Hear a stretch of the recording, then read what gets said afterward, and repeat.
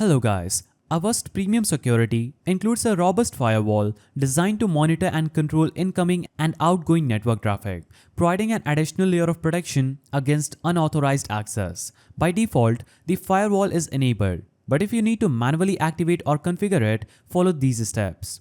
So, in order to activate the firewall, you'll have to simply open Avast Antivirus, then navigate to Protection button by clicking on this icon and choose Firewall like this. Now, select the Networks tab instead of the Apps tab. When you click on the Network tab under Protection and Firewall, it will show up these options.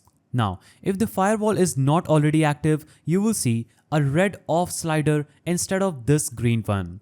Click the slider to turn it to green, and it will instantly turn on the firewall. If this green button, that is this slider after the firewall text, is red or turned off, that means firewall protection is off. Simply turn this off and you'll get to enjoy enhanced security quickly. So, activating and configuring the firewall in Avast Premium Security enhances your device protection against unauthorized network access. If you found this guide helpful, please don't forget to give it a thumbs up, and thanks for watching.